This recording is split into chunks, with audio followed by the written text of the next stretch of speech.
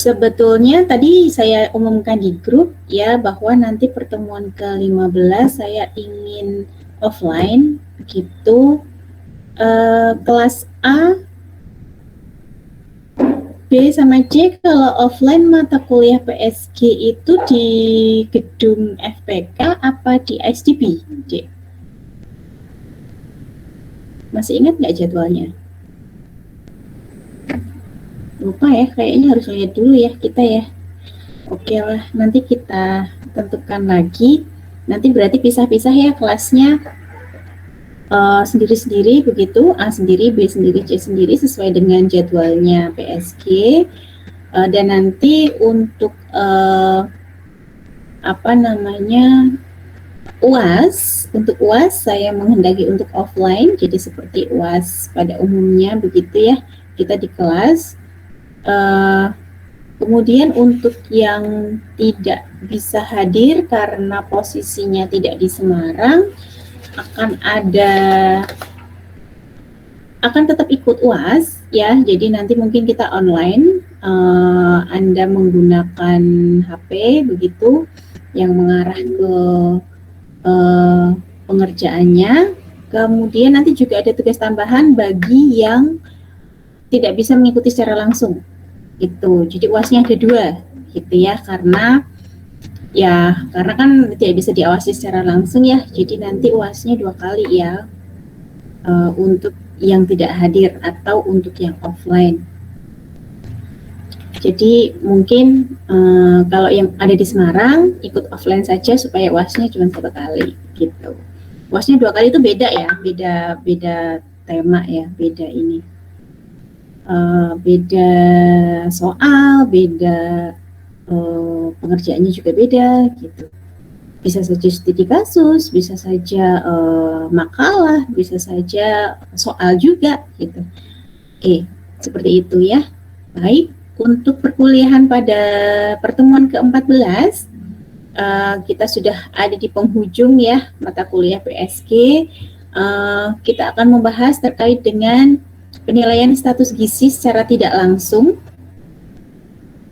Penilaian status gizi secara tidak langsung itu ada 3, yaitu dietary history, kemudian ada juga yang kedua adalah faktor ekologi, kemudian ada statistik vital.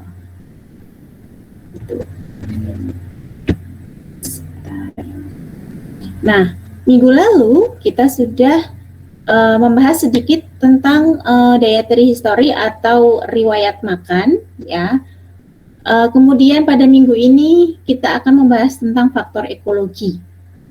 Apa itu faktor ekologi dan kenapa sih faktor ekologi menjadi salah satu penilaian status gizi? Apa sih hubungannya faktor ekologi dengan status gizi? Seperti itu. Nah, oke, sekarang saya mau share screen dulu sebentar.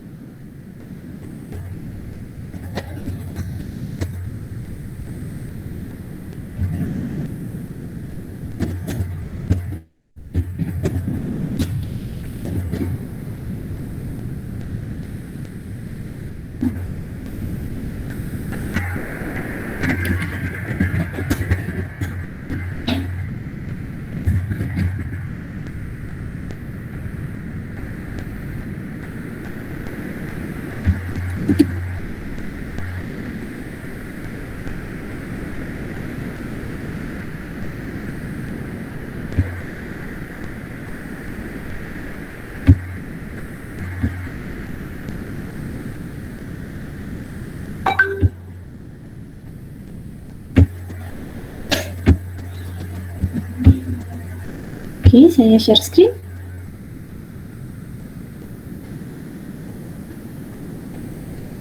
Ya.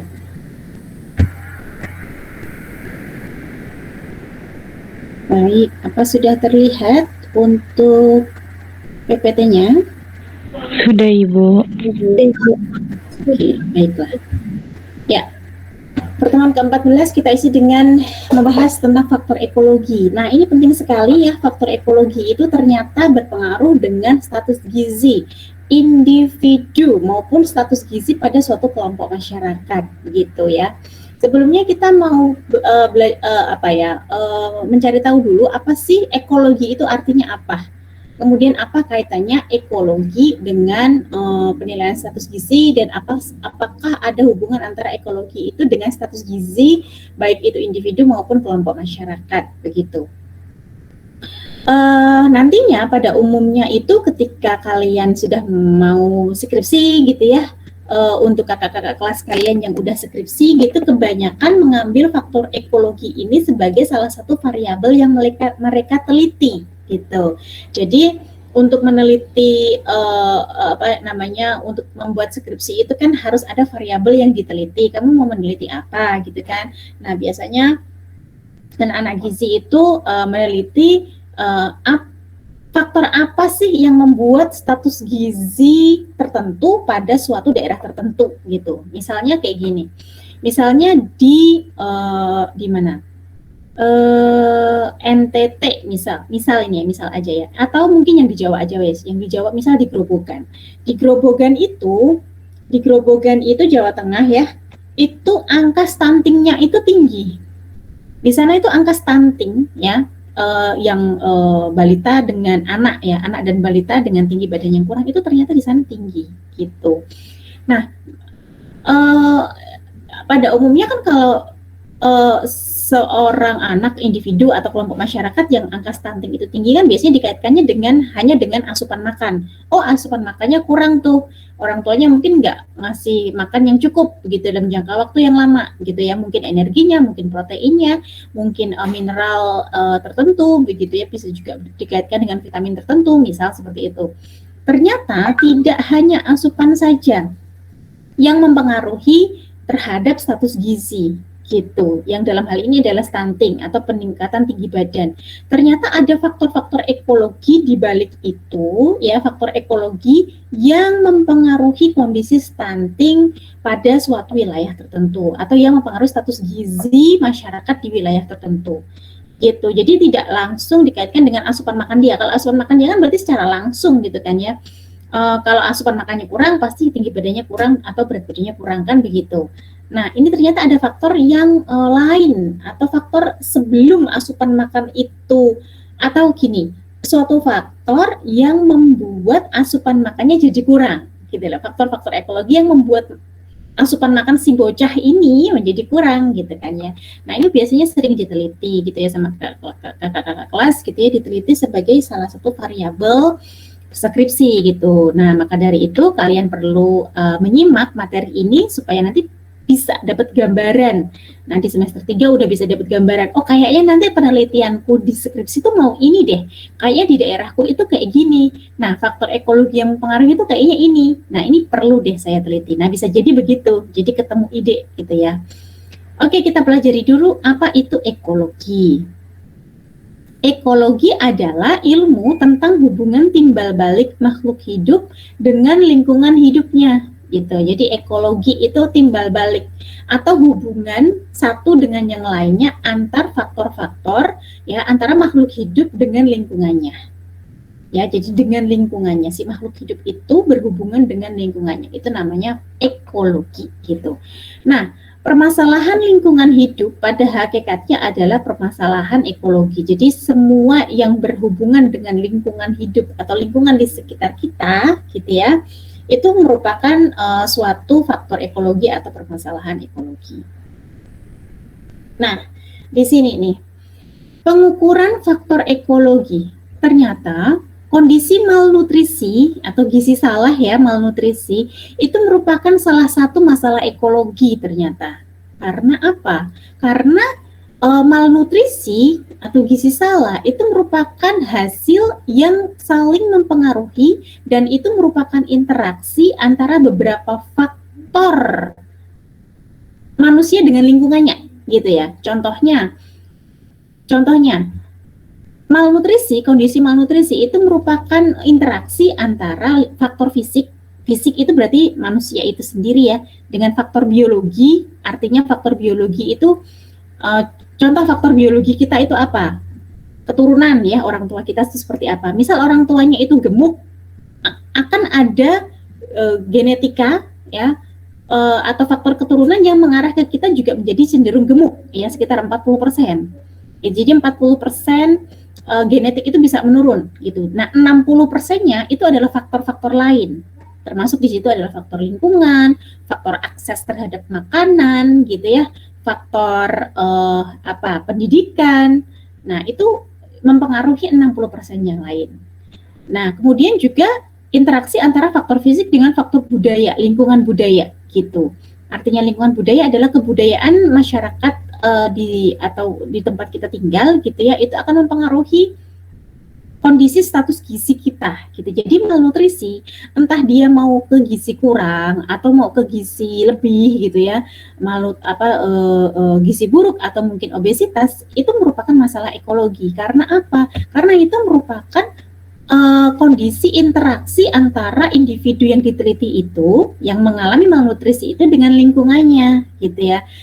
Dengan banyak hal, bisa dengan banyak hal, lingkungannya itu bisa dengan banyak hal, bisa dengan faktor biologinya, bisa dengan faktor makanannya, ya bisa dengan pendidikannya gitu ya, ekonominya, lingkungan budayanya, banyak. Pokoknya lingkungan itu membuat seseorang menjadi memiliki status gizi tertentu begitu. Nah, jadi malnutrisi itu merupakan salah satu masalah ekologi. Nah, itu bisa dijelaskan dari penjelasan berikut ini. Jumlah makanan dan zat-zat gizi yang tersedia bergantung pada keadaan lingkungan gitu. Jadi kalian di rumah kalian masing-masing. Ini misal posisinya kalian yang ada di luar kota nih, yang bukan dari Semarang nih ya, yang asalnya bukan dari Semarang, asalnya dari luar kota, itu jumlah makananmu ketika kamu di rumah, di tempat asalmu, di rumah bersama orang tua kalian, begitu ya, atau dengan keluarga kalian tinggalnya begitu, dengan dibandingkan dengan jumlah makanan yang ketika kamu ngekos di Semarang, itu kan pasti akan berbeda. Karena lingkungannya, misal kalau di kos-kosan itu kan terbatas gitu ya, karena nggak masak sendiri, misal harus beli gitu. Kemudian terkait juga dengan uang saku yang diberikan. Nah, berbeda dengan kalau di rumah ya, kalau di rumah kan orang tua masak, keluarga masak, makanan selalu tersedia gitu. Jadi mungkin asupan yang kamu asup antara di rumahmu sendiri dengan di kos ya, itu akan berbeda gitu.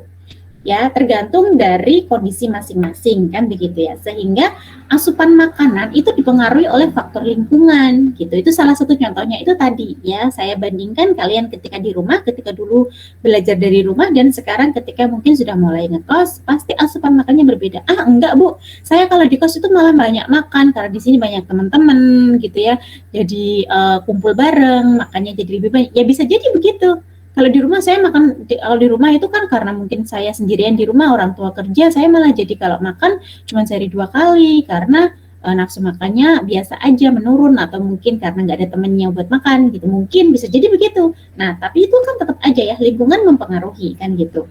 Nah, bisa jadi itu kondisi ya, berarti itu kondisi terkait dengan apa? Ketersediaan pangan ya, ketersediaan pangan di rumah dan di kos itu beda.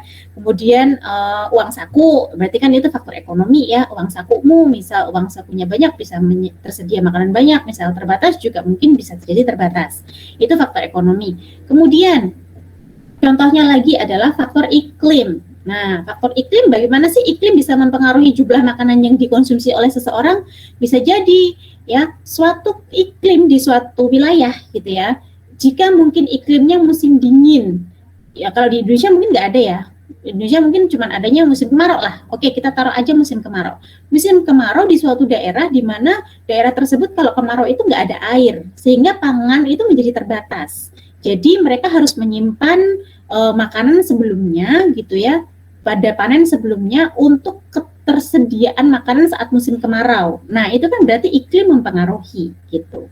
Kemudian kondisi tanah itu mempengaruhi jumlah makanan dan zat gizi yang tersedia. Bisa jadi suatu contoh kemarin waktu saya menjelaskan terkait dengan daerah endemik Gaki, gangguan akibat kurang iodium ya, daerah endemik Gaki itu contohnya ada di lereng gunung, Di situ ternyata setelah diteliti, tanah yang ada di lereng gunung itu kandungan iodiumnya itu rendah, atau bahkan mungkin nggak ada gitu ya, karena ada pengaruh dari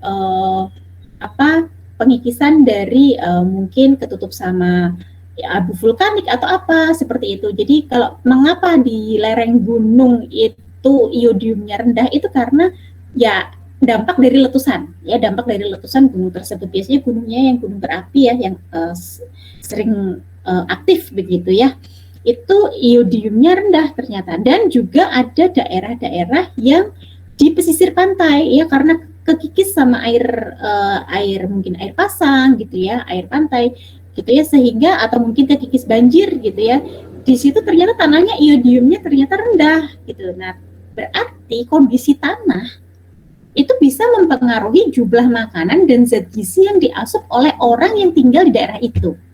Nah, inilah yang disebut interaksi atau faktor ekologi itu kayak gitu. Jadi kan kalau kita ngomongin tentang malnutrisi, pasti yang kita sebut hanya faktor, oh kue kurang mangan, oh kue pakaian maem, gitu kan, kurang sama kelebihan makanan. Nah, ternyata di balik itu ada faktor-faktor lain yang merupakan cikal bakal atau dasar dari kenapa jumlah zat yang diasup oleh orang tersebut menjadi kurang? Ya, salah satunya adalah iklim itu tadi, tanah, kondisi tanahnya, irigasi ya. Kalau misal suatu daerah, contohnya tadi di Purwodadi di Gerobokan itu irigasinya mungkin dulu pernah ya kondisinya nggak lancar gitu irigasinya, jadi air di sana itu susah, air di sana susah sehingga pangan di sana ketersediaan pangan juga cenderung rendah ya, karena mungkin ketika musim kemarau itu sawahnya kurang bisa teririgasi, jumlah airnya sedikit, itu ternyata mempengaruhi loh ke kemampuan ketersediaan pangan di wilayah tersebut. Kemudian dia juga mempengaruhi jumlah makanan yang diasup oleh orang-orang yang ada tinggal di situ ternyata. Itu dibandingkan dengan daerah lain yang irigasinya lancar, padinya panen banyak gitu ya, padinya bisa tumbuh subur, itu ternyata berbeda. Jadi kemungkinan bisa ditemukan banyak kasus gizi buruk, malnutrisi, kekurangan gizi pada daerah-daerah yang tanahnya kering, irigasinya nggak lancar gitu ya. Kemudian sering kekeringan, air susah gitu, ternyata mempengaruhi. Nah, itulah gambaran dari pengaruh faktor ekologi terhadap status gizi. Sehingga faktor ekologi juga bisa menjadi salah satu penilaian status gizi secara tidak langsung. Artinya dia nggak langsung mempengaruhi. Kalau di iklimnya panas, iklimnya susah air, misal tanahnya tidak mengandung zat gizi yang baik, dia langsung jadi gizi kurang, tidak. Ya mempengaruhi beberapa faktor dulu gitu. Itulah yang menggambarkan bahwa faktor ekologi itu mempengaruhi status gizi ya.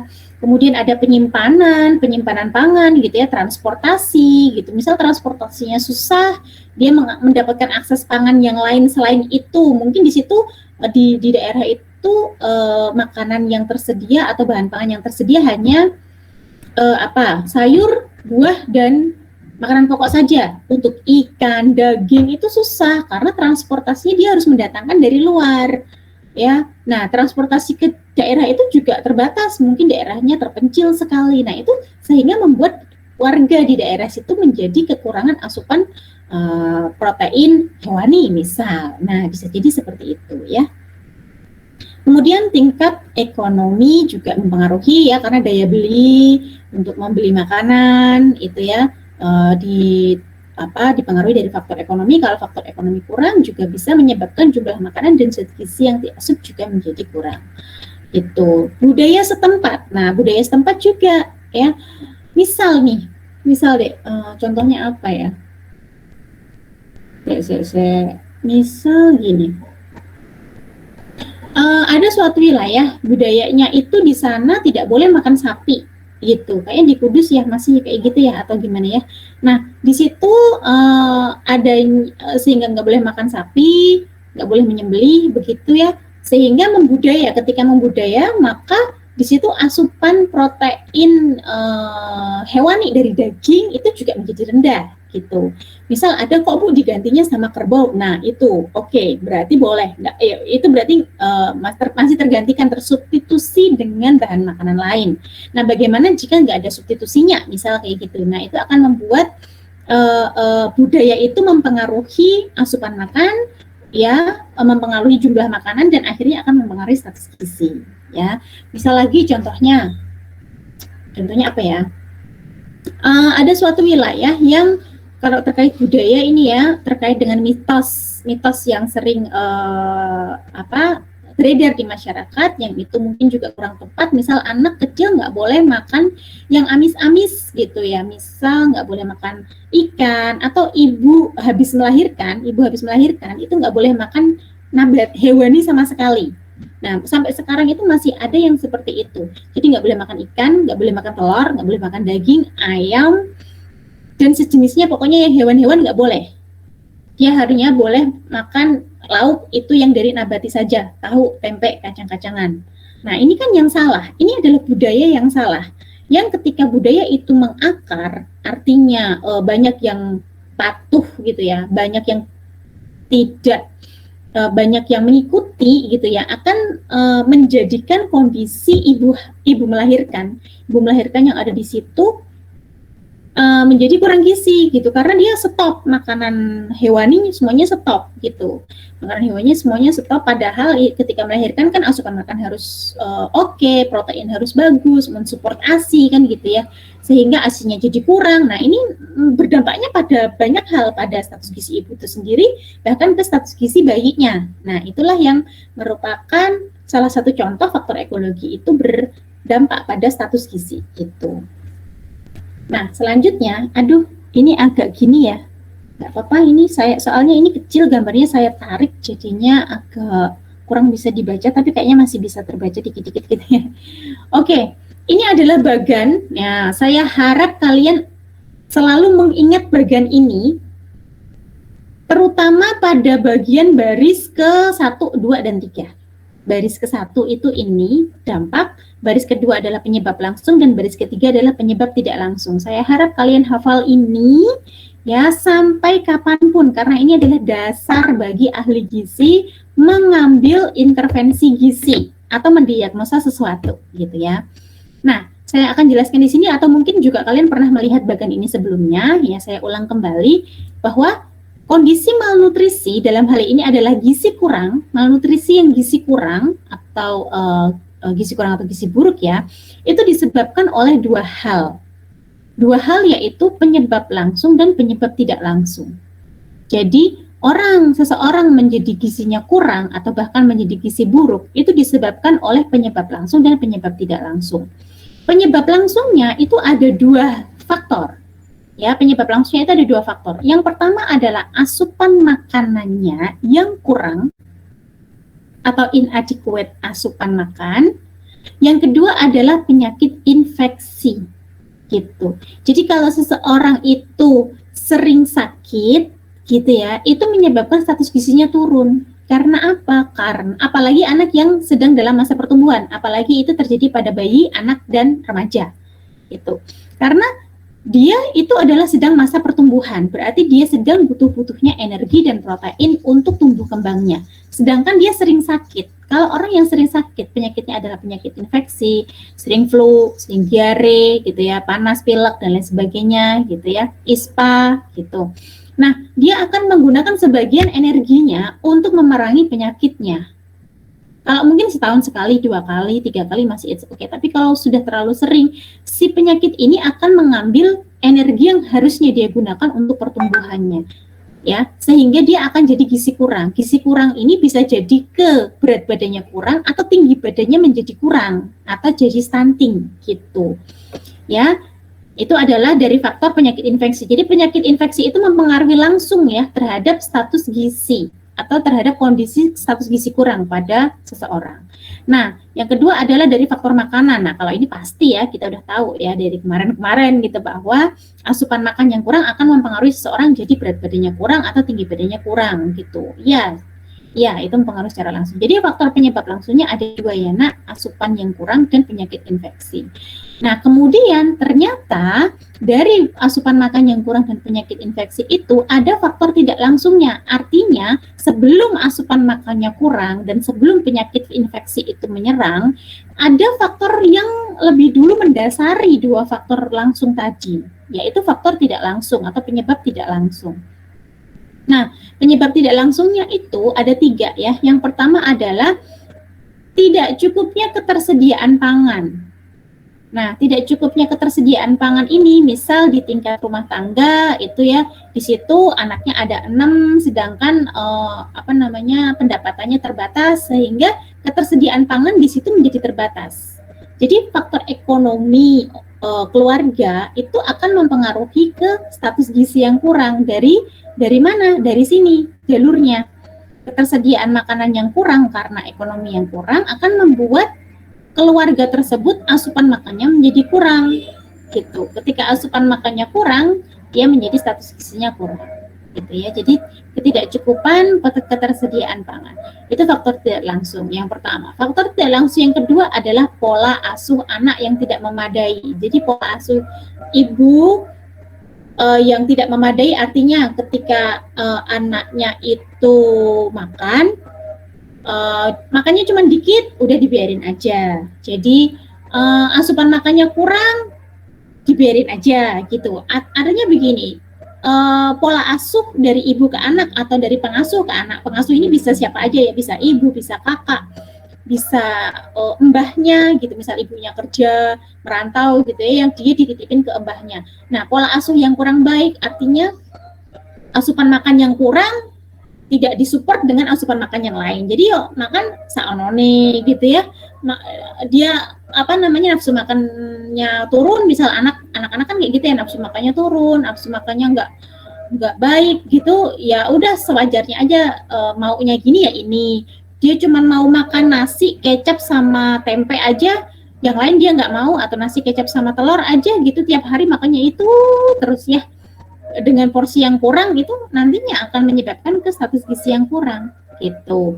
Ya, jadi itu pola asuh. Ternyata pola asuh berarti ini kan juga faktor ekologi ya, karena ini merupakan interaksi antara makhluk hidup dengan lingkungannya, kan begitu.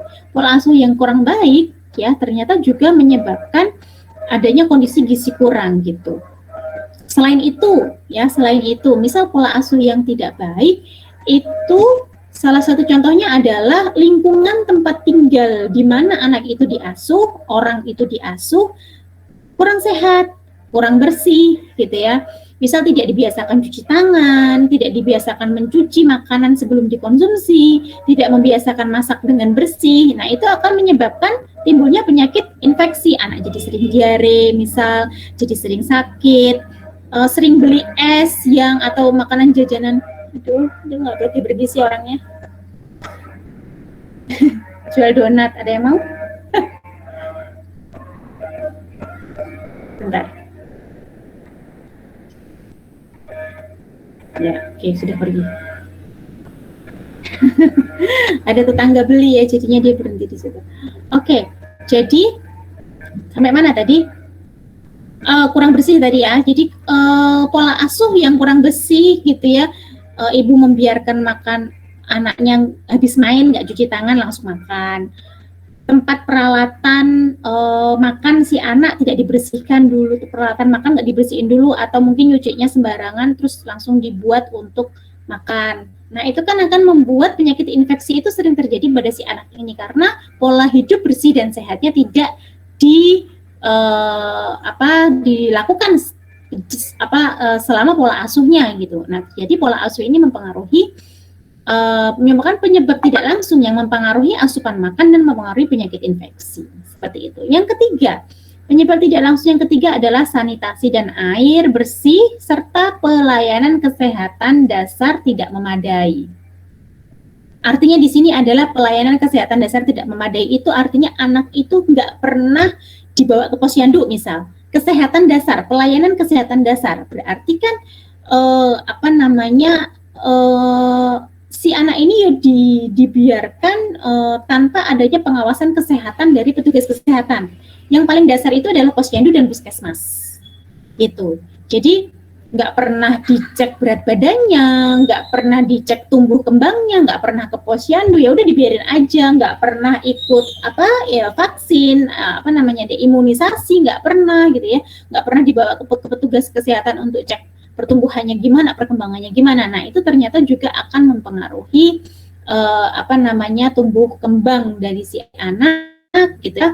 Dalam hal ini penyakit mempengaruhi ke sering terpapar penyakit infeksi gitu ya, karena tadi nggak keurus gitu ya, kemudian mempengaruhi ke status gizi. Nah, inilah yang harus kalian ketahui gitu. Ada dua faktor langsung yang menyebabkan seseorang menjadi malnutrisi, yaitu penyebab langsung dan penyebab tidak langsung. Dan ternyata faktor-faktor ini adalah faktor ekologi ternyata gitu. Jadi ini adalah faktor-faktor ekologi yang mempengaruhi ke kondisi status gizi seseorang gitu ya. Jadi inilah jawaban kenapa faktor ekologi itu bisa dibuat untuk menilai suatu penilaian status gizi pada suatu kelompok masyarakat atau individu seperti itu ya. Nah, ini di bawahnya lagi ada faktor yang paling mendasar ya. Ini adalah pokok masalah yang ada di masyarakat. Di situ ada kurang pendidikan, kurang pengetahuan dan keterampilan ya, kurangnya pemberdayaan warga, kemudian akses pendidikan yang kurang seperti itu. Nah, itu mempengaruhi. Ini merupakan lebih dasar lagi ya, lebih dasar lagi dari penyebab tidak langsung. Oke, next. Nah, pengukuran faktor ekologi dari penjelasan tadi ya, pengukuran faktor ekologi itu dipandang sangat penting untuk mengetahui penyebab malnutrisi di suatu masyarakat sebagai dasar ya, lihat ya, sebagai dasar untuk melakukan program intervensi gizi. Jadi kita tidak melihatnya hanya dari faktor langsung saja. Ketika misal kalian nanti menjadi seorang ahli gizi di masyarakat atau mungkin di puskesmas, ahli gizi di puskesmas, atau mungkin kalian jadi ahli gizi di dinas kesehatan suatu wilayah ya. Nah, di wilayah kalian itu, oh ternyata di sana angka stuntingnya tinggi. Di wilayahmu, di suatu kecamatan gitu ya, angka stuntingnya tinggi. Nah, kamu sebagai seorang petugas gizi masyarakat diminta untuk membuat intervensi gizi untuk mengentaskan masalah stunting yang tinggi di wilayah tersebut. Nah, apa yang kamu lakukan gitu. Jadi, kita harus memandangnya dari segi luas, tidak hanya dari segi yang penyebab langsung saja. Oh, stunting. Oh, oke, berarti dia makanannya kurang nih. Berarti supportnya adalah diberi penyuluhan untuk makanan yang cukup, protein cukup, zinc-nya cukup untuk membuat pertumbuhannya menjadi baik. Tidak hanya itu ya, tidak hanya itu ternyata ya. Jadi kita harus memandang dari segi luas. Kenapa kok dia jadi stunting? Oh, makanannya kurang. Kita cek ya, makanan apa yang kurang, zat gizi apa yang kurang. Nah, kemudian setelah kita tahu, oh ternyata protein dan mineral tertentu yang kurang di sana. Nah, kenapa kok mineral itu bisa kurang? Apakah karena memang kurang asupan atau karena mungkin kurang sumber dari bahan makanan tersebut di situ tuh kurang gitu loh. Jadi kita menilik faktor ekologinya gitu. Ya, jadi untuk mengetahui dasar, jadi tidak hanya melihat dia kurang asupan saja, tapi dilihat lebih dasar lagi. Kenapa dia jadi kurang asupan? Oh, ternyata faktor ekonomi yang membuat mereka asupan makanannya kurang. Oke. Ya, jadi tidak hanya ketika seseorang ketika ada suatu masalah di masyarakat, misal stunting itu tadi, intervensinya hanya begini, orang yang stunting itu diberikan support makanan yang cukup. Itu tidak akan menyelesaikan masalah stunting di sana, karena akan muncul masalah stunting yang lain. Akan muncul bayi-bayi stunting yang lain ketika kita hanya memprioritaskan pada orang tersebut saja gitu. Jadi kita harus melihatnya dari segi luas ya. Kita mengintervensi sosok yang sudah stunting, kita juga mengintervensi orang lain yang belum stunting atau bayi lain yang belum lahir atau yang mau lahir supaya nggak stunting. Itu gimana? Nah, berarti kita harus melihat kondisi dasarnya. Nah, dasar inilah yang merupakan faktor ekologinya apa saja gitu. Nah, ternyata faktor ekologi yang berkaitan erat, yang memiliki hubungan erat dengan malnutrisi ada 6. Ya, ada 6 faktor ekologi yang berpengaruh erat dengan kondisi malnutrisi. Nah, faktor-faktor ekologi inilah yang harus kita telisik, kita cari tahu gitu. Karena kalau kita tahu, maka ketika sumber penyebab paling dasar itu bisa kita intervensi, maka kondisi masalah malnutrisi pada wilayah tersebut akan tertangani, tidak hanya pada orang yang status gizinya sudah kurang, tapi pada balita lain atau orang lain, tidak hanya balita ya, kelompok umur yang lain begitu, untuk tidak menjadi memiliki status gizi yang kurang seperti permasalahan yang ada. Ketika kita melihatnya lebih dasar lagi, nah ternyata inilah faktor ekologi yang mempengaruhi, Dek. Ada 6. Yang pertama adalah penyakit infeksi. Yang kedua adalah konsumsi makanan, ya. Yang ketiga adalah pengaruh budaya. Yang keempat adalah sosial. Yang kelima adalah produksi pangan, ya. Produksi pangan artinya ketersediaan pangan pada wilayah tersebut, gitu ya. Yang keenam adalah pelayanan kesehatan dan pendidikan, ya. Bisa dihafalkan ya 6 ini. Nah, 6 ini nanti bisa menjadi variabel-variabel kecil gitu yang lainnya, atau bisa menjadi sub faktor yang lain gitu. Nah, tapi yang faktor utamanya itu ada 6 ini. Penyakit infeksi, asupan makan. Nah, ini 6 ini tuh diambil dari bagian ini tadi, Nak. Ya, 6 ini diambil dari bagian ini. Yaitu bagian-bagian yang mempengaruhi ke kondisi gizi kurang gitu ya. Ya, penyakit infeksi dan konsumsi pangan. Ini adalah faktor langsung. Ya, kemudian ini ada budaya, sosial, produksi pangan, dan pelayanan kesehatan dan pendidikan. Nah, ini adalah faktor-faktor yang tidak langsung yang mempengaruhi ke kondisi malnutrisi seseorang atau suatu kelompok masyarakat. Kita bahas satu persatu. Yang pertama adalah keadaan infeksi. Jika pada suatu wilayah, kita ngomonginnya ini ke gizi masyarakat ya, sudah masuk ke gizi masyarakat. Artinya kita akan mengintervensi kita seolah-olah menjadi seorang penentu kebijakan di bidang gizi untuk mengentaskan masalah gizi di masyarakat gitu ya. Sudah tidak lagi ke individu. Walaupun ini juga bisa diterapkan ke masalah gizi individu. Individu itu berarti perorangan. Kalau masyarakat itu berarti ada suatu kelompok masyarakat yang di situ ada masalah gizinya gitu. Ya. Nah, yang pertama adalah keadaan infeksi. Jika suatu wilayah itu angka infeksinya tinggi atau banyak orang yang di sana sering menderita penyakit infeksi atau prevalensi penyakit infeksinya tinggi, itu akan berpengaruh ke status gizi kelompok masyarakat di wilayah tersebut. Karena itu tadi, keadaan infeksi atau penyakit infeksi mempengaruhi langsung ke status gizi individu gitu ya.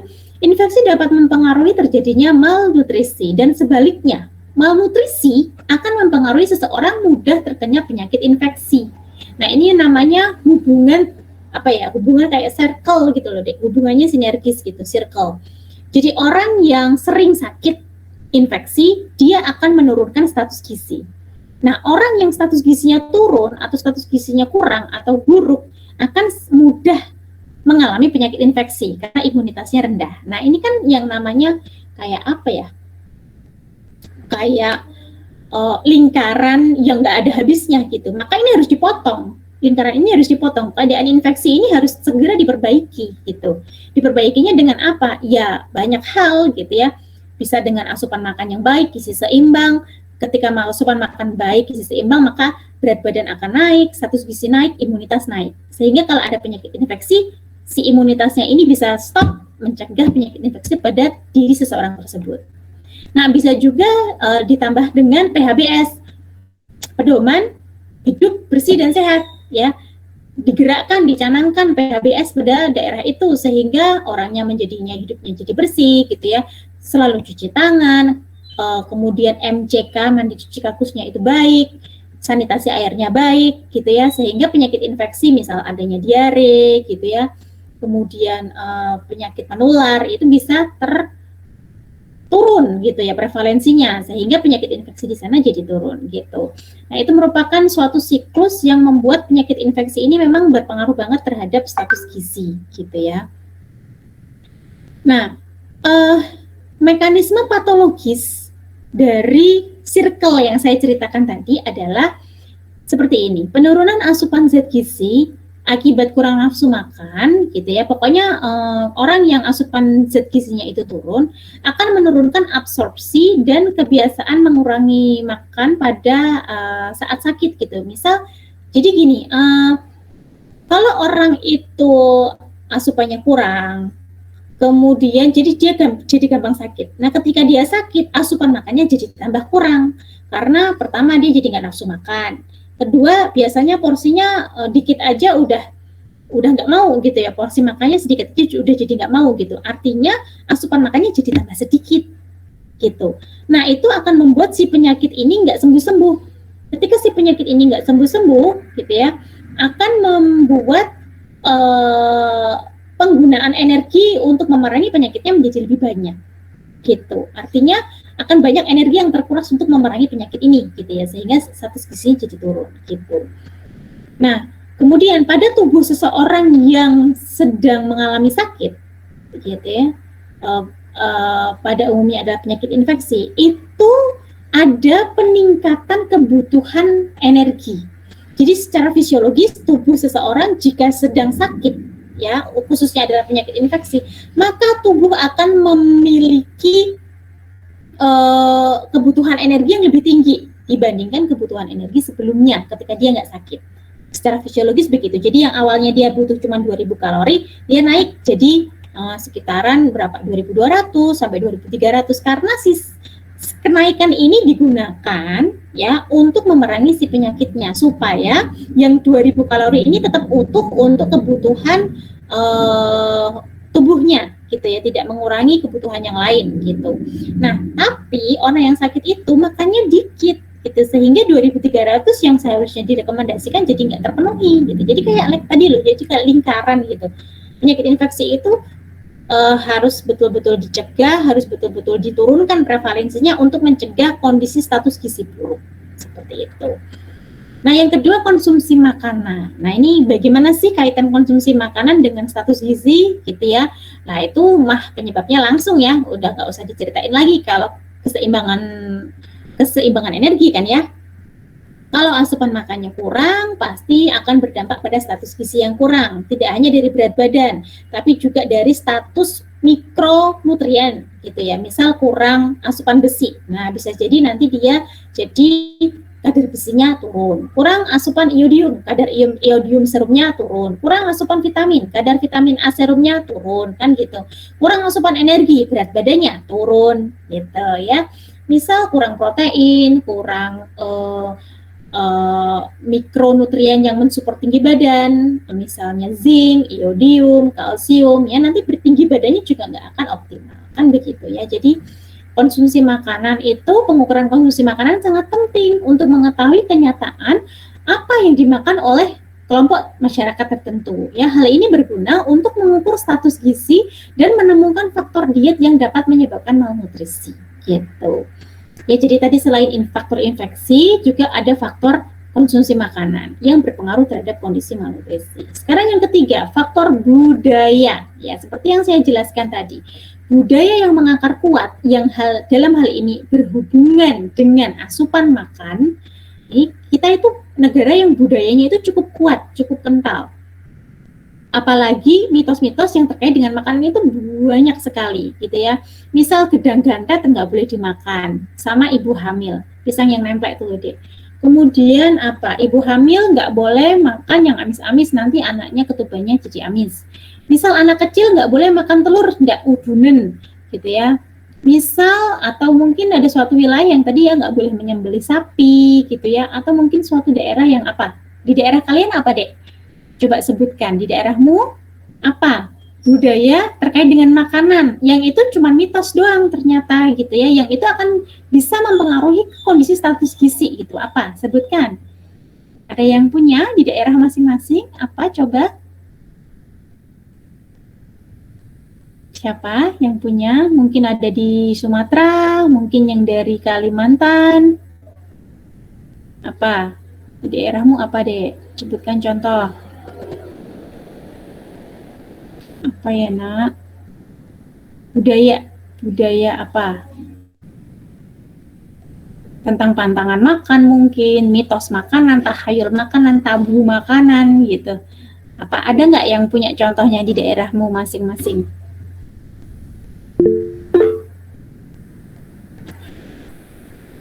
Ada yang punya contoh? Biar kita bisa sharing. Kalau di sini sih itu tadi ya yang saya sebutkan gitu ya, tentang tabu makanan gitu. Apalagi tadi ya terkait ibu menyusui habis lahiran itu nggak boleh makan yang amis-amis, apalagi lahirannya sesar gitu, nanti lukanya nggak sembuh-sembuh, padahal itu salah besar, malah justru jadi tambah sembuh kalau kita mengkonsumsi banyak makanan hewani, cepat sembuh justru. Tapi nggak tahu kenapa dulu siapa yang membuatkan ya bahwa makanan yang sumber protein hewani itu malah justru bikin susah kering, itu siapa yang bilang ya, itu salah ya. Nah, ternyata pengaruh budaya itu akan mempengaruhi ke status gizi dari suatu kelompok masyarakat, seperti contohnya tadi. Nah, kemudian apa ini contohnya di sini ya? Atau mungkin pengaruh budaya bisa jadi begini deh. Ada suatu wilayah yang dia itu mengedepankan asupan makan ayah gitu, atau yang laki-laki, anggota keluarga yang laki-laki. Jadi kalau yang cowok, jadi ketersediaan makannya sudah terbatas gitu ya. Namun yang laki-laki diberikan di lebih banyak, atau yang ayahnya itu diberikan lauk pauk yang komplit gitu ya. Nah, nasi plus lauk hewani, lauk nabati, sayur, buah itu komplit diberikan ke ayah. Nah, sedangkan untuk anaknya dan istrinya, si ibunya, itu sisa yang ada dimakan oleh si ibu atau anak-anaknya. Nah, kondisi inilah itu kan budaya kan seperti itu. Nah, itu juga bisa mempengaruhi ke status gizi anggota keluarga yang lain. Nah, ayahnya tercukupi, tapi anggota keluarga yang lain tidak. Nah, itu ada yang pengaruh budaya yang begitu. Gitu ya. Salah satunya itu. Oke, next. Faktor yang keempat adalah faktor sosial ekonomi. Nah, ini juga sangat berpengaruh ya. Data sosial ekonomi. Contoh sosial ekonomi itu apa sih, Bu? Sosial ekonomi ini yang pertama data sosial. Data sosial itu adalah yang pertama adalah keadaan penduduk di suatu masyarakat. Contohnya, jumlah anggota keluarga, jumlah penduduk yang ada di sana, kemudian umurnya, usianya berapa aja, kemudian seks atau jenis kelamin, ya, kemudian keadaan geografis. Nah, itu merupakan data sosial. Kemudian keadaan keluarga, artinya besar anggota keluarganya berapa, anaknya berapa, dia ada cowok berapa, cewek berapa anaknya, dia merupakan anak keberapa, gitu ya. Kemudian hubungan antar keluarga, misal dia diasuh oleh siapa, jarak kelahiran. Nah, ini ternyata jarak kelahiran, besar anggota keluarga itu mempengaruhi ke status gizi seorang individu atau seorang kelompok masyarakat. Ternyata begitu. Karena ini merupakan faktor tidak langsung ya. Ketika jumlah anaknya banyak, jumlah anggota keluarganya besar ya, dibandingkan dengan jumlah keluarga yang kecil, itu dengan tingkat ekonomi yang sama ya, itu cenderungnya yang memiliki jumlah anggota keluarga yang besar memiliki status gizi yang lebih rendah dibandingkan yang memiliki anggota keluarga yang kecil. Karena apa? Makanannya dibagi banyak dibandingkan dengan keluarga yang kecil, makanannya dibagi ke anggota keluarga yang sedikit sehingga mendapatkan porsi yang lebih besar. Gitu. Kemudian jarak kelahiran. Nah, jarak kelahiran juga ternyata berpengaruh ya. Berpengaruh karena jarak kelahiran orang yang ibu yang melahirkan dempet-dempet, artinya baru umur setahun udah lahiran lagi, gitu ya, dibandingkan dengan ibu yang 4 tahun baru lahiran lagi, gitu ya, di jarak agak lebih dari 2 tahun, itu ternyata status gizi si anak itu beda, lebih rendah yang memiliki jarak kelahiran pendek, karena berbagai hal gitu. Yang pertama dari segi status gizi sang ibu yang melahirkan dalam jarak yang pendek, itu anaknya pada umumnya memiliki status gizi yang kurang. Karena apa? Karena simpanan energi ibu ketika mengandung, kan simpanannya kemarin habis untuk si kakak. Ya. Kemudian kakaknya lahir, belum balik simpanan energinya, simpanan zat-zat gizi yang ada di dalam tubuh ibu itu belum balik seperti semua, udah mengandung lagi, udah harus dibagi lagi dengan adiknya. Sehingga adiknya akan memiliki status gizi yang lebih rendah dibandingkan si kakak, karena dia si kondisinya masih belum pulih betul si ibu gitu ya. Kemudian ketika lahir karena anaknya itu dempet-dempet, status masih dalam kondisi bayi semua, sehingga si ibu harus mengasuh si kakak dan si adik gitu ya, sehingga akan mempengaruhi ke status gizinya. Ternyata begitu, dibandingkan dengan ibu yang jarak lahirannya renggang-renggang 2 tahun lebih gitu ya, itu akan lebih terprogram, dan itu ternyata ngefek status gizi si anak. Nah gitu ya, jadi memandangnya tidak hanya dari segi asupan saja, tapi dari segi yang lebih luas, yaitu faktor-faktor ekologi yang lain. Kemudian pendidikan, nah pendidikan itu juga merupakan salah satu data sosial ya. Pendidikan ibu, orang tua yang pendidikannya tinggi dibandingkan orang tua yang pendidikannya rendah, atau orang yang pendidikannya tinggi dengan orang yang pendidikannya rendah, itu akan berdampak juga pada kondisi status gizinya. Status gizi ini tidak harus status gizi kurang, status gizi lebih ya, gitu ya. Jadi misal orang yang berpendidikan, misal dikaitkan dengan penyakit degeneratif. Orang yang berpendidikan dengan tidak berpendidikan itu beda. Jadi ketika orang berpendidikan, dia akan pendidikannya tinggi itu biasanya dia suka baca gitu ya. Masalah-masalah terkait dengan kesehatan dia lebih update dibandingkan dengan orang yang tidak atau memiliki tingkat pendidikan yang rendah. Ketika tingkat pendidikannya rendah itu makannya lebih sembarangan gitu ya, dibandingkan yang tingkat pendidikannya baik. Sehingga resiko untuk menderita penyakit degeneratif, misal DM, misal tekanan darah tinggi, dislipidemia, itu akan lebih banyak di yang tingkat pendidikannya rendah. Nah itu ternyata berpengaruhnya di sana gitu. Oke, pendidikan orang tua juga ya, orang tua yang memiliki tingkat pendidikan rendah dibandingkan dengan orang tua yang memiliki tingkat pendidikannya lebih bagus, itu ternyata kalau dilihat dari status gizi si anak itu juga memiliki perbedaan gitu ya. Kemudian ketersediaan buku-buku di rumah, usia anak sekolah gitu ya, pendidikan ibu, pendidikan ayah itu juga akan mempengaruhi. Ini dari tingkat pendidikan ya. Kemudian perumahan, kondisi rumah yang tipenya kecil, lantainya itu masih tanah gitu ya. Kondisi dindingnya seperti apa ini nanti juga akan berpengaruh ke dari tingkat sosialnya. Itu juga ventilasinya yang kurang baik dibandingkan dengan ventilasi baik, itu ternyata berhubungan dengan status gizi orang yang tinggal di rumah tersebut gitu. Kondisi dapur, penyimpanan makanan, air, dan kakus itu ternyata berhubungan ya dengan kondisi status gizi. Kemudian tadi sudah sosial, kita mengarah ke data ekonomi ya, karena kita membahas sosial dan ekonomi. Nah, ekonomi di sini adalah ada faktor pekerjaan dan pendapatan gitu. Saya pernah membimbing skripsi dari angkatan pertama gizi UIN, itu dia menilai status gizi balita ya, status gizi balita yang dihubungkan status gizi atau pemberian ASI eksklusif gitu ya, saya lupa, dihubungkan dengan pekerjaan dan pendapatan dari keluarga. Ternyata ada hubungannya gitu. Pendapatan keluarga itu berhubungan dengan status gizi si anak, pekerjaan juga berhubungan dengan status gizi si anak gitu. Itu berarti kita melihat dari segi luar atau faktor-faktor luar yang tidak berpengaruh langsung, artinya faktor tidak langsung yang mempengaruhi kondisi status gizi. Ternyata pekerjaan, pendapatan keluarga itu mempengaruhi ya. Nah ini ya, ada juga terkait dengan kekayaan yang terlihat seperti tanah, jumlah ternak, perahu, kendaraan, radio. Ini maksudnya kalau perahu itu berarti di daerah pesisir pantai gitu ya Dek. Ternak itu berarti di daerah pedesaan yang di sana mungkin masih banyak ternak gitu ya. Tapi kalau di kota besar gitu ya, jumlah perahunya berapa Pak? Ya nggak punya ya. Gitu ya. Kemudian pengeluaran atau anggaran untuk membeli makanan berapa, anggaran untuk piknik berapa, itu berhubungan dengan kondisi status gizi pada keluarga tersebut gitu. Harga makanan yang bergantung dari pasar dan variasi musim. Nah, ini adalah efek-efek dari sosial ekonomi yang berpengaruh ke status gizi. Nah, sekarang faktor yang kelima adalah produksi pangan. contoh produksi pangan adalah penyediaan makanan keluarga gitu. Jadi kalau di keluarga itu tersedia makanan dalam jumlah yang cukup dibandingkan keluarga yang ketersediaan makanannya terbatas, ya akan memiliki perbedaan status gizi dari anggota keluarganya gitu.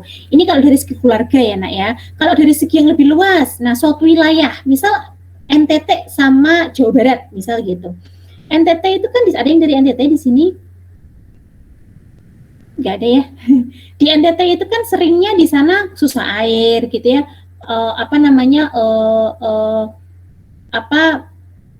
Ketersediaan pangan yang ada di sana terbatas gitu ya karena ditanam susah gitu ya. Kemudian hasil perkebunan juga susah dibandingkan dengan di Jawa Barat atau di Jawa Tengah yang tanahnya subur, air banyak gitu ya. Sehingga ketersediaan makanan di NTT dan di Jawa Barat atau Jawa Tengah akan berbeda. Nah, sehingga ketika dilihat lebih dalam terkait dengan status gizi balitanya, misal kita ambil kelompok umur balita gitu ya. Kelompok umur balita itu yang gizi kurang di sana lebih banyak gitu ya dibandingkan yang di sini, yang di Jawa gitu. Nah, ini juga bisa contohnya gini, misal di desa dengan di kota, di pedesaan dengan di perkotaan, ternyata orang yang memiliki masalah obesitas atau penduduk dewasa yang memiliki masalah obesitas dan penyakit degeneratif ternyata lebih banyak di daerah perkotaan dibandingkan di pedesaan.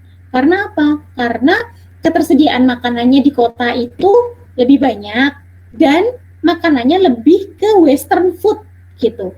Ya di sini mau pesen apa aja Gojek, GoFood, Shopee Food itu banyak gitu ya. Dibandingkan di desa yang kayak gitu nggak ada Gojek, GoPay, GoFood, Shopee Food nggak ada. Ya kalau mau beli makan ya harus ke warung misal. Kemudian di sana nyari burger susah, ya nyari gulai gitu susah, harus masak sendiri kan gitu. Nah itu memiliki perbedaan ketersediaan makanan yang akan berpengaruh ke status gizi pada orang-orang yang tinggal di perkotaan dan pedesaan gitu. Itu contoh dari kaitan antara produksi pangan dengan kondisi status gizi di wilayah masing-masing gitu ya. Yang keenam, nah ini seperti yang saya jelaskan tadi ya, pelayanan kesehatan dan pendidikan itu juga mempengaruhi ke status gizi pada suatu wilayah tertentu gitu. Sebenarnya faktor ini bukan faktor ekologi, tetapi informasi terkait dengan pelayanan kesehatan dan pendidikan itu sangat penting. Beberapa data penting tentang pelayanan kesehatan atau pendidikan adalah jumlah rumah sakit dan pusat-pusat kesehatan, sistem rujukan, program kesehatan, kualitas dan kuantitas dari staf kesehatan yang ada di sana itu seperti apa.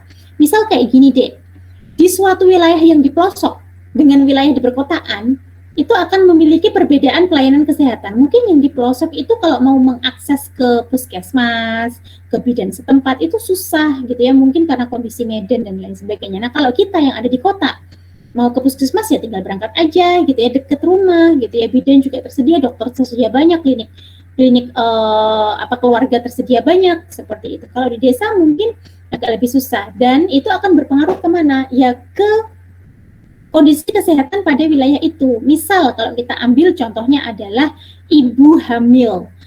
Ibu hamil kan harus melakukan ANC, antenatal care. Artinya dia harus memeriksakan diri ke petugas kesehatan. Nah, pemeriksaan ibu hamil ke petugas kesehatan antara ibu hamil di desa dengan di kota itu akan memiliki perbedaan. Yang di desa itu mungkin selama hamil nggak pernah periksa, tahu-tahu udah lahiran aja. Karena di sana pelayanan kesehatannya susah diakses gitu ya. Mungkin bidannya susah ditemui dan lain sebagainya. Beda dengan yang di kota yang kalau mau mengakses itu cukup mudah gitu. Nah, hal ini akan berpengaruh pada kualitas kesehatan dari kehamilan si ibu itu.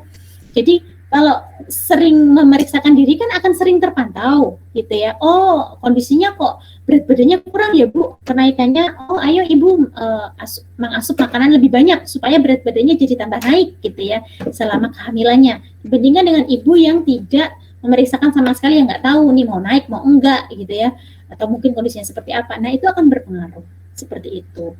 Jadi itu adalah kaitan antara pelayanan kesehatan dengan pendidikan. Itu salah satu contohnya. Contoh lain juga bisa pada kelompok usia balita. Misal kelompok usia balita itu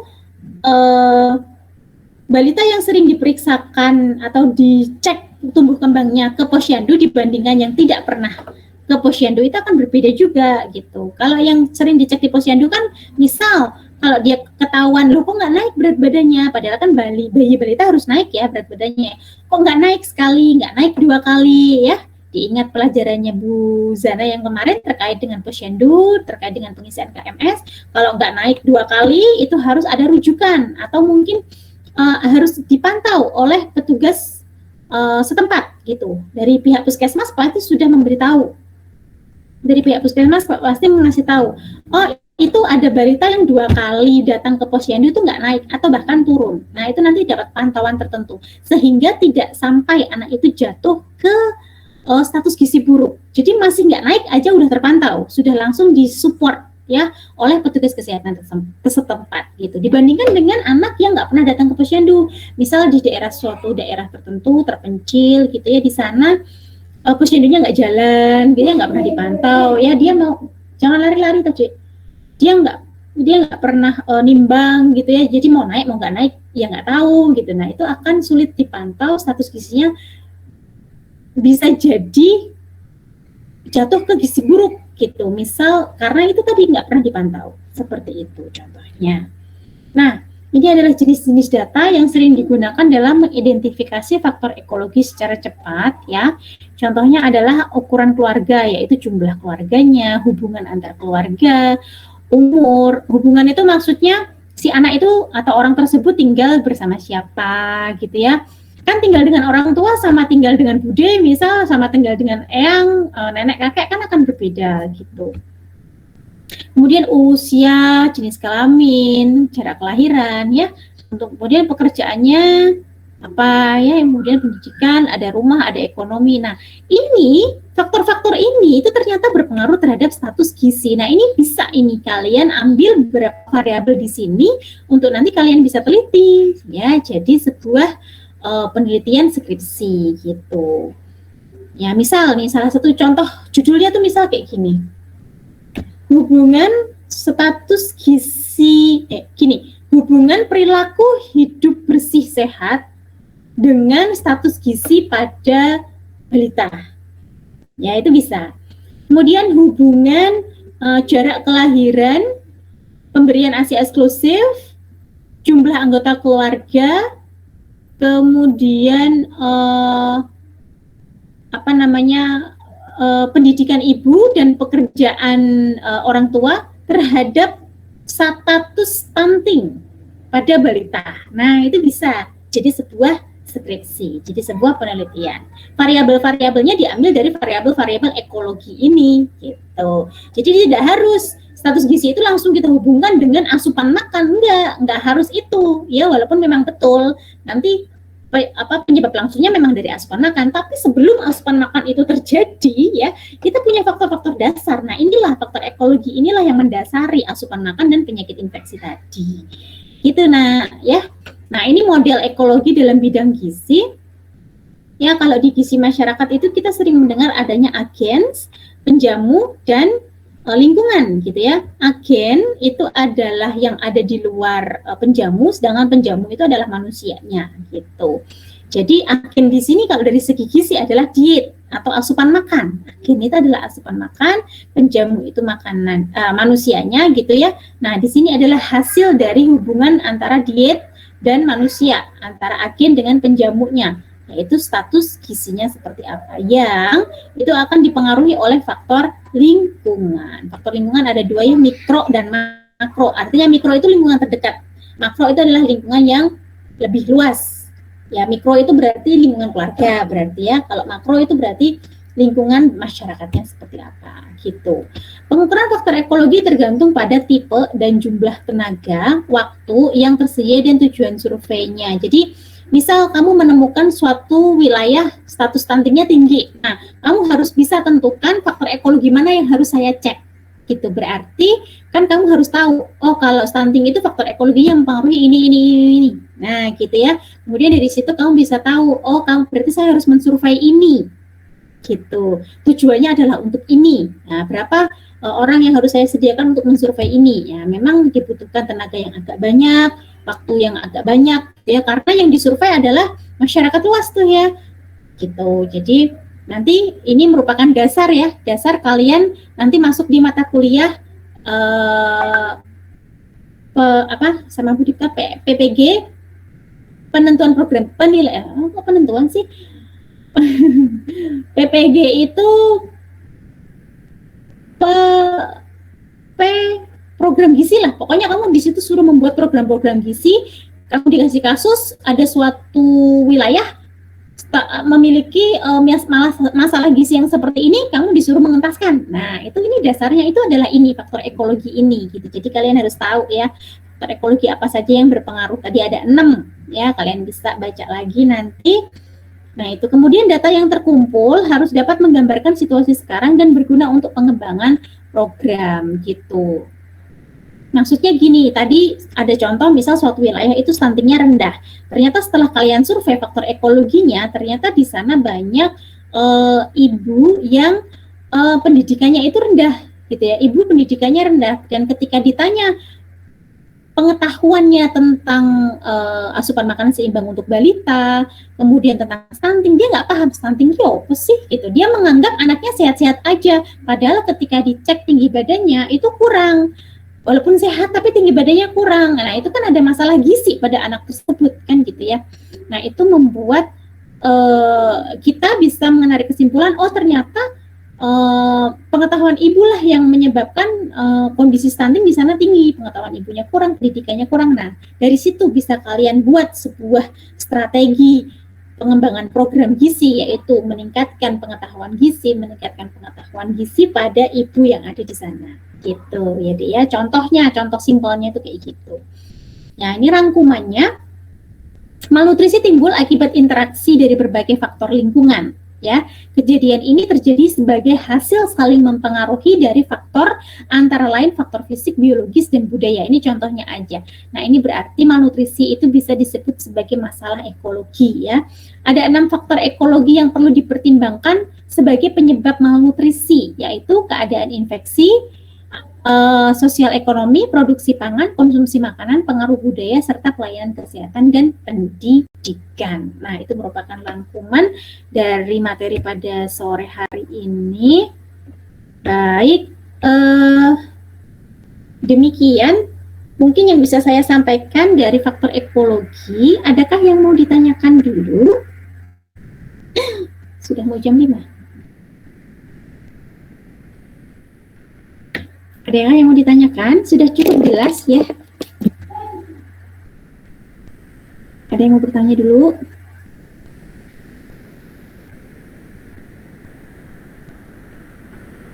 Oke, saya rasa sudah cukup jelas ya. Jadi dari penjelasan saya ingin kalian memahami ternyata faktor ekologi itu memiliki pengaruh gitu ya terhadap kondisi status gizi seperti itu.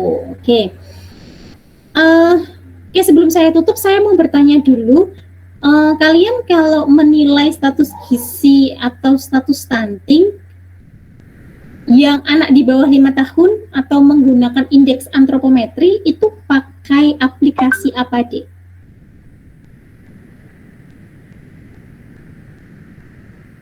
Selain ngitung manual, pakainya apa? Diajarin apa sama Bu Zena? Belum pernah itu kalau pakai aplikasi. Oh, aplikasi belum pernah. Kalau software WHO Antro gitu? Belum juga, Ibu. Belum, Bu. Belum, Bu. Berarti kalian misal kalian ketemu nih sama saudara atau tetangga gitu ya. Tolong dong cekkan status gizi anak saya gitu ya, dia masih kondisinya balita gitu. Tolong dong dia nih stunting apa enggak. Berarti kalian ngitungnya manual gitu, pakai manual gitu ya. Iya, manual, Bu. Manual ya. Oke lah, baik. Mungkin nanti minggu depan ya saya tambahkan sedikit pengetahuan ya tentang aplikasi mungkin atau software yang bisa kalian gunakan biar cepat bisa ngitungnya gitu. Oke, saya pikir kalian sudah diberitahu. Ada software namanya WHO Anthropus kayaknya ya. Nanti saya beri. Kalau saya punya ininya nanti saya beri. Kalau enggak yang nanti judul di Google ada kok. Ya, nanti saya beritahukan minggu depannya nak ya. Oke, sampai di sini untuk tugas ini yang minggu lalu yang kelompok membuat resume dari 3 jurnal internasional. Apakah sudah selesai? Sudah, Bu. Belum. Adakah kesulitan? Ada kesulitan? Tidak? Nggak ada ya? Mudah ya? Hanya kalian hanya membaca aja, kemudian kalian tinggal ini merangkum begitu. Itu nanti dikumpulkan filenya dikumpulkan paling lambat besok hari Kamis ya, besok hari Kamis filenya dikumpulkan semua. Nah, kemudian kalian bisa mulai hubungi penerbit. Kok penerbit sih? Apa ya namanya? Online portal online ya. Nanti saya share di grup portal online-nya bisa apa aja yang bisa kalian hubungi, atau kalian bisa mulai mencari dari sekarang. Mungkin di tribunnews.com atau mungkin apa gitu ya, monggo bisa kalian cari, atau mungkin kalian bisa kenal dengan media cetak gitu ya, mungkin koran gitu ya, yang lokal aja nggak apa-apa ya. Kalian bisa mulai memberikan naskahnya untuk nanti bisa diupload di sana. Jadi hasil akhirnya adalah kalian nanti bisa jadi mengupload tulisan kalian di portal berita, baik itu online maupun cetak, gitu ya. Jadi naskahnya harus segera jadi nih, nanti maksimal Kamis ya. Itu saja mungkin dari saya. Adakah yang mau ditanyakan? Oke, sudah ya. Baik, kalau sudah, terima kasih atas kehadirannya. Oke, jangan lupa selfie dulu. Yuk selfie dulu yuk, nanti kalian bisa upload setelah ini di e-learning masing-masing sebagai absensi pertemuan ke-14 ya. Silahkan bisa ya di capture screen, sorry kok share screen.